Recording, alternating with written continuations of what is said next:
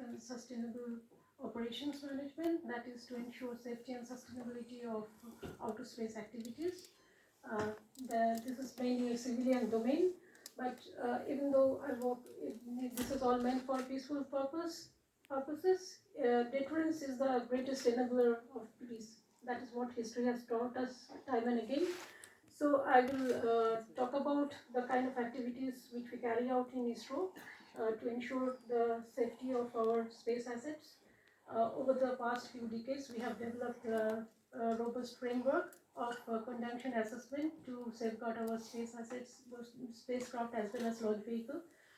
We continuously carry out conjunction assessment to estimate any kind of close approach risk with operational satellites, whether it's operating in low Earth orbit, geostationary orbit, and even in the deep space objects like Chandrayaan and Mangalyaan.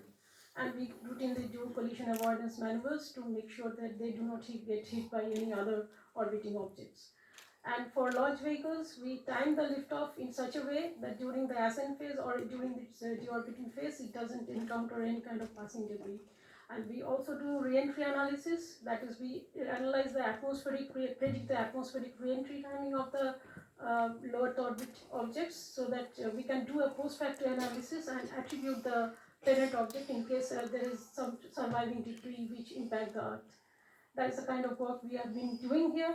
Now, this brings us to the concept of space situational awareness. That is an overarching and comprehensive understanding of the situation in outer space, because our space assets are vulnerable to various environmental threats, which can be of natural origin or even anthropogenic origin.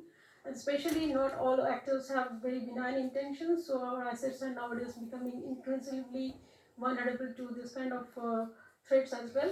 So for space situational awareness, we always have, there are two elements which are involved, that is nowcasting. We have to have a continuous perception of the environment within a certain time and within this volume of space, and also project it in future. That is nowcasting and forecasting. These are the main elements which are involved. And space domain awareness is a extension of space situational awareness, because it also incorporates certain level of intelligence or gathering mechanism into SSA and augments the data. Basically, it attributes the cause of a particular activity and finds out whether the intention of the activity was friendly or hostile. So that is the kind of computation which is associated with it, and it's definitely not within the civilian domain. It requires military intelligence to be integrated into space situational awareness. Now, coming to the strengthening part of SSA with the changing landscape of space activities, where we have actors of diverse interests embarking into it. We first of all, we need to have a number of observational facilities to observe such objects, because the number is skyrocketing with time. And these facilities must be distributed across the globe, commensurate with the number of objects increase. And presently what happens is most of the facilities are located in the northern hemisphere, and because of the way the land mass is distributed, we don't have much facilities right now in the southern hemisphere. So that is one thing which which is lacking in the area of SSA. Another point is the low inclination objects are also not tracked very well by existing facilities, whether it is US Spacecom or even other facilities, because there are not many tracking stations there. And third thing is we also need to have some sort of augmentation of this kind of facilities by space-based observatories. That actually can help to complement the data.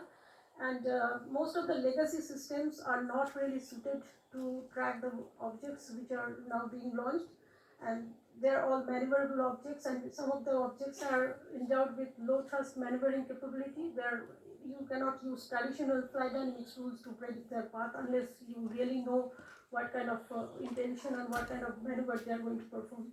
That is one more thing. And finally, we need to fuse data which are acquired from disparate sources. Some of the sources can be from a radar, or can be optical telescope, or some other means. So this is another challenge which needs to be addressed.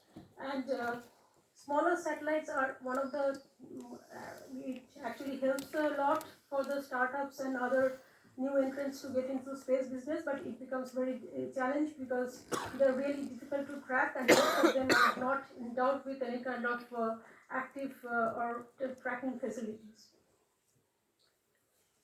Finally, when effective space situation awareness requires collaboration because no country on its own can do it because of the limitation of geographical location as well as the vast extent of space.